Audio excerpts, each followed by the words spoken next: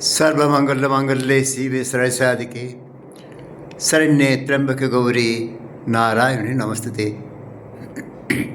तो संबलपुर में इनको धवलमुखी, क्योंकि गोरापन है, गौरवर्ण है, इसलिए धवलमुखी बोलते हैं। तो ये भूमि से प्रकट हुए, कोई बनाए बनाए नहीं है।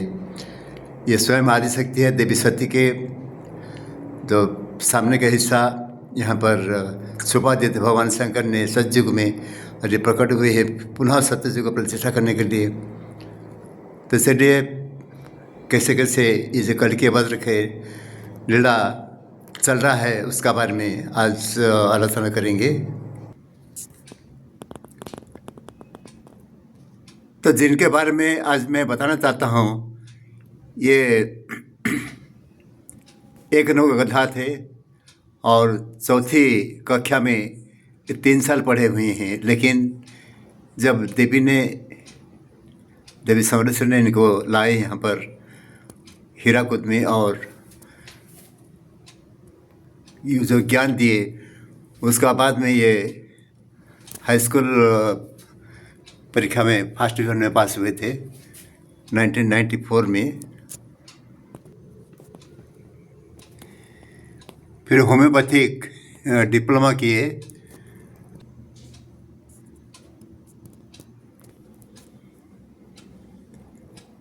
तो ये हमारे गुरुजी है, जिनको माँ समरेश्वर ने 11 साल का जब हुआ थे उन समय में ला करके उनको यहाँ पर विद्यादान किए, फिर दुनिया को दिखाए, फिर सेवा करने के लिए गांव-गांव भेजे, धर्म अर्जन करने के लिए।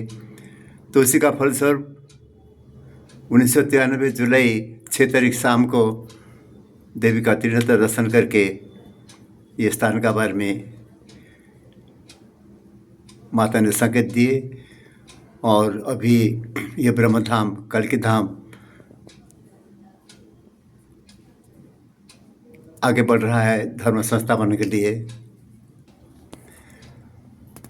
तो आजकल बहुत से कल्कि पुराण आ चुका है, लेकिन ये कब प्रिंट हुआ था? 1937 में। चलिए क्या लिखा है उसमें देखते हैं। तो कल्कि भगवान का शंकर जी ने कह दिए हैं, हे कल्कि, यह शीघ्र गमनकारी अनेक रूप धारण करने वाला गरुड़ अश्व और यह सर्वज्ञ तोता तुमको देता हूँ, ग्रहण करो। सर्वशास्त्र विद्यासम सर्ववेदार्थ पारगमम जनीयम सर्वभूतानां तम वदिष्यामि मानवः। मनुष्य तुमको सब प्रकार शास्त्र और शस्त्र में निपुणों, 4 वेदों से पारंगम और सर्वपारणियों का जीतने वाला बताएंगे। जैसे भगवान शंकर से क्या मिला उनको, कल्कि भगवान को? रत्नस्वरूप महाप्रभावशाली करवाल यानी कि खड्ग, बड़े भार वाली पृथ्वी के भार को हरेगी, ओहो तुम इसको ग्रहण करो। यानी कि वो अस्त्र जो दिए हैं। तो यहाँ जब हमारे गुरु जी आए तो देवी माँ का निर्देश मिला, यहाँ एक खड्ग छुपा हुआ है, तुम देखो, और आदिमाता का स्थापना करने से आदिमाता ये स्थान को बनाएंगे, और कल्कि अवतार का जो लीला खड़ा है वो सब खुद ही करेंगे। तो ये घटना यहाँ घटित हुआ है, तो आप आ करके देख सकते हैं। तो कल्कि भगवान का दिव्य स्थल दिव्य धाम पर सत्ययुग भी आ चुका है। हे श्रीनाथ, मैं आपकी आज्ञा का पालने वाला सत्ययुग हूँ। आपका यह अवतार और प्रभाव देखने की अभिलाषा से यहाँ पर पहुँचा हूँ। ये संस्कृत का लिखा हुआ है।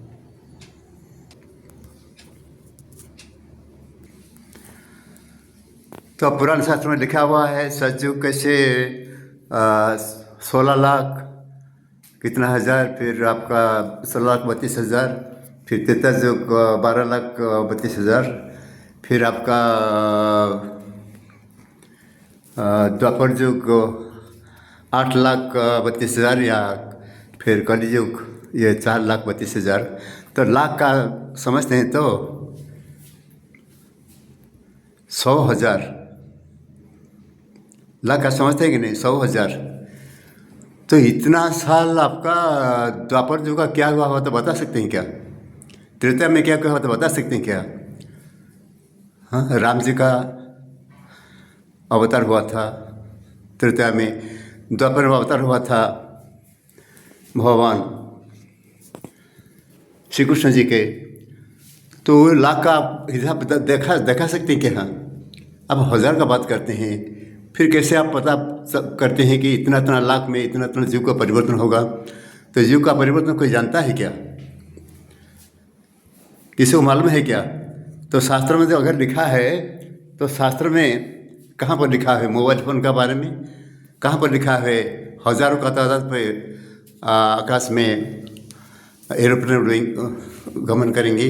रेलगाड़ी के बारे में कहाँ लिखा हुआ है? कंप्यूटर के बारे में कहाँ लिखा हुआ है? या बिजली शक्ति इलेक्ट्रिक के बारे में कहाँ लिखा हुआ है? बता सकते हैं क्या? नहीं बता सकते हैं ना। तो ये युग का परिवर्तन किसी को मालूम नहीं है। समय को कौन जानता है? आज क्या होगा, कल क्या होगा? तो इसलिए जो संकेत दिया यहाँ पर मिला है, गुरु जी को संकेत जो दिए हुए हैं, जे ये घटना घटित होना से कलयुग समाप्त होकर सत्ययुग घटना घटित होगा। तो ये जो दिव्य धाम दिव्य स्थल यहाँ पर निर्माण किए हैं भगवान ने, ये तो गंदा स्थान था, यहाँ पर लोग रट्टी फेर रहे थे। हाँ, आज क्या हुआ है ये स्थान पर?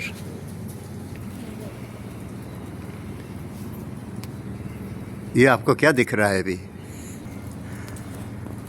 क्या दिख रहा है? भगवान जब बनाते हैं, जब आते हैं भगवान अपना स्थान खुद बनाते हैं। त्रेता में राम जी राज परिवार थे, द्वापर में कृष्णा जी वो भी राज परिवार का थे, भगवान बुद्ध ने वो भी राज परिवार का थे। लेकिन अभी कल के अवतार क्या, कौन सा परिवार कहोगे? कल के अवतार कौन सा परिवार है? सब जितना भी इंसान है धरती अपना परिवार है कल के भगवान के। कोई धर्म का उसमें बोलबाला नहीं है। तो उड़ीसा के महापुरुष अच्युतानंद जी ने, जो कि भविष्य वक्ता है, वो लिखे हैं। आपका एक गंजाम जिला है उड़ीसा में, उसका पास में एक अस्का नगर होगा, पास में बंधागुड़ा ग्राम रहेगा, और एक ब्राह्मण परिवार में एक शिशु का जन्म होगा, जिनको कि भगवान 12 कला प्रदान करेंगे। और उसी शिशु के शरीर में शरण लेकर के अच्युतानंद भी वहाँ पर रह करके ये जो सत्य को प्रतिष्ठा करने का जो लीला खला, ये कल की भगवान का लीला खला, वो दर्शन करेंगे। ये 13 शरण उनका किताब है, उसमें लिखा हुआ है, आप दर्शन कर सकते हैं। तो इसलिए कल की पुराण लिखा हुआ है, क्या लिखा है? नरो नारायण चो भौ हरे रंस्यो तपव्रतई धर्मस्ते तन्न मादाय पुत्र स्त्री सा गत स्वरन। इसका अर्थ है नारायण जी के अंश नारायण थे, जो कि तप में निष्ठ है, इन सबको ग्रहण करके और स्त्री पुत्र लेकर के धर्म से गता से उस स्थान में आया। तो जहाँ पर ब्राह्मण नहीं होगा, उनका स्त्री नहीं रहेंगे, उनका पुत्र नहीं रहेंगे, वहाँ पर कल के अवतार नहीं हो सकते हैं। तो क्या कह लेके आए साथ में? सदा मैत्री दया शांति तुष्टि ही पृष्टि ही क्रियोन्नति ही बुद्धिर्मेधा तितिक्षा च हिरिमूर्ति धर्मपालका। यानी कि श्रद्धा मैत्री दया शांति तुष्टि क्रिया उन्नति बुद्धि मेधा तितिक्षा ही धर्मपालक, यह मूर्ति है। तो ब्राह्मण ने क्या किए थे? क्या तपस्या कर रहे थे? वेदाध्ययन करके कोई आश्रम में थे क्या? नहीं। तो गृहस्थाश्रम में जितना सब लोग थे, गांव में घूम के घर घर जा के उनका चिकित्सा किए, उनका जो दुख का समय में उनका पास में खड़े रहे।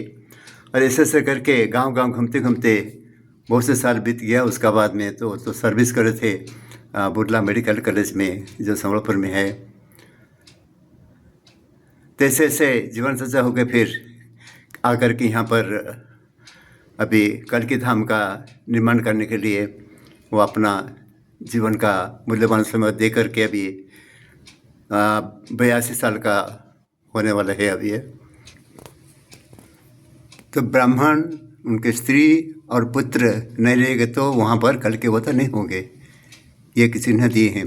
स्त्री भी ही पुत्र सहिता क्षीण पुण्य इव ग्रह कश्यवा विषया दज्ञ सततम बदतावत। आप पुण्य क्षीण हुए पुरुष के समान स्त्री और पुत्र को साथ किस राजा के अधिकार से यहाँ आए हैं, सो ठीक ठीक हमें कहिए। तो उसके बाद में क्या हुआ? कल्किदिजम समा सद्य पूजयित्वा तथा विधि पूर्वाच विरहपन्ना कस्त कस्मादि आगतः।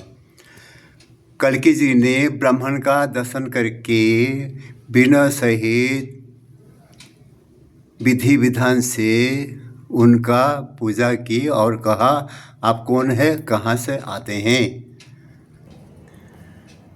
तो 11 साल का लड़का को समलेश्वरी देवी ने ला करके यहाँ विद्या अध्ययन करने का बाद में दुनिया दिखाए, फिर इस स्थान को भेजे। उसका बाद में यहाँ सप्तफी नागों पर बैठा करके कल्कि जी ने क्या किए थे? ब्राह्मण का अपने जो सेवक है, अपने जो शिष्य यहाँ के या अपने भक्तों के द्वारा उनका पूजा किए हुए थे। कल्कि भगवान क्या किए हैं? अभी गुप्त रूप में है, प्रकाशमान नहीं होने वाला है अभी, या कोई माँ के कोख से जन्म लेना वाला भी नहीं है।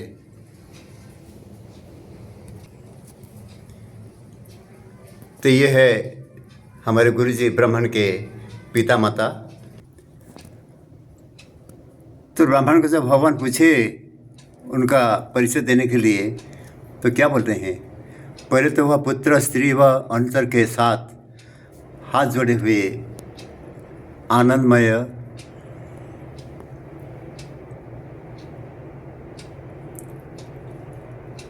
दयाश्रय नारायण जी की पूजा करके नमस्कार कर स्तुति करने लगा। धर्मोवाच शृणु कल्कि ममाख्यानम धर्मोऽहं ब्रह्मरूपिणः तब बख स्थलात् जातः कामदः सर्वदेहिनां। मैं सुनिए कल्कि जी, मैं हर जीव के शरीर में वास करता हूँ धर्म के रूप में, और आपका बखस्थल से मेरा जन्म हुआ है। मैं धर्म संस्थापन के लिए मैं धर्म आपके आज्ञा पर ही धरती पर ब्राह्मण का रूप धर के मैं अवतरित हुआ हूँ। फिर कल्कि जी ने आदेश क्या दिए? जबकि मैं आ पहुँचा हूँ, जबकि सत्ययुग आ गया, जब तुमने अब तुम्हें भय क्यों है? तुम किस कारण मोह से व्याकुल हुए हो? इस समय तुम यज्ञ दान और व्रत के साथ विचरण करो, यानी कि यज्ञ करते रहो, ये आदेश दिए भगवान कल्कि जी ने। अहम यामी त्वया गच्छ स्त्रीपुत्रैः बान्धवैः सह दिशां जयार्थे तम शत्रुघ्नार्थे जगत्प्रियः। हे धर्म, तुम जगत के प्यारे हो, तुम पुत्रों के और बंधुओं के साथ दिग्विजय के लिए और शत्रुओं का दमन करने के। तो शत्रु कौन है? जो कि मानवोचित धर्म नहीं कर रहा है, जो अधर्म के मार्ग पर चल रहा है, वो है कल्कि भगवान के शत्रु है। लिए यात्रा करो, मैं भी तुम्हारे साथ चलता हूँ। यानी कि गुप्त यात्रा भी शुरू हो चुका है भगवान कल्कि देव जी के। तो इसलिए प्रकाश मन होने के लिए जो सोचते हैं, थोड़ा विचार विमर्श कीजिए, और जो सही रास्ता है, जो सनातन धर्म है, जो कि पहले कोई धर्म नहीं था सृष्टि में, वही पहले वही धर्म था, सनातन धर्म। तो उसी का अर्थ क्या है, उसका आख्यान क्या है, उस समझने की हम लोग कोशिश करेंगे। और कल्कि भगवान है सबके लिए, ये दुनिया के लिए कल्कि भगवान है। बाकी जो अवतार थे तो हम लोग को हिंदू धर्म के लिए थे वो, लेकिन अभी जो अवतार है ये सबके लिए है। ये उसमें कोई धर्म नहीं है, मानवता का सुरक्षा के लिए अभी ये कल्कि अवतार। तो ब्रह्मधाम के जो एपिसोड छोड़ रहे हैं, कल्कि अवतार संबलपुर, आप यूट्यूब में और फेसबुक में लिखिए, और 214 नंबर संख्या का जो एपिसोड है उसमें देखिए तो कैसे नाग बना, कौन बनाया, और ये ब्राह्मण को या हमारे गुरु जी को उनको अपने कौन बैठाया। वो जो है लीला नायक है, जिनके द्वारा भगवान कल्कि जी ने वो पूजा किए थे, उसको भी आप देख सकते हैं। याद रहा कि नहीं, कल्कि अवतार संबलपुर 214 एपिसोड। तो उड़िया का श्रीमद् भागवत 10 स्कंद, इसमें क्या लिखा है, मैं उड़िया में पढ़ता हूँ, फिर हिंदी में बताऊँगा। से साधु ब्राह्मण संगहु अंति जेवा नित्ये विशुद्ध विष्णुरभकोति निर्गुण ब्रह्म जनुचिते कि पाई पवित्र नहिबे से कि पहा संसारे पढ़िबे। तो क्या बोले, जो लोग साधु है, जो ब्राह्मण का संगत करेंगे, तो विष्णु भक्त जो है, निर्गुण ब्रह्म यानी कि निराकार ब्रह्म को जो चित्त में सोचते रहेंगे, वो क्यों पवित्र नहीं होंगे। ये ब्रह्मधाम में जो आएंगे क्यों पवित्र नहीं होंगे, ये लिखा है श्रीमद् भागवत में, सुख जी ने बताए हैं। तो सुख जी कौन है, मैं बताया। सुख जी अगर नहीं होगे, अगर ब्राह्मण नहीं होगे, उनके पुत्र नहीं होगे, उनके स्त्री नहीं होगे, तो सोचिए कि कल्कि अवतार वहीं वो स्थान पर नहीं होने वाला है। तो इसलिए आगे आगे हम लोग देखते हैं फिर। हाँ, तो एपिसोड में उड़िया में छोड़ा हूँ, ये तीसरी एपिसोड हिंदी में मैं दिया हूँ, क्योंकि साधु संत ने भी कल्कि अवतार हमारे सोचने लगे हैं। ठीक है, जो सही है तो समय आने से पता चल जाएगा। धन्यवाद।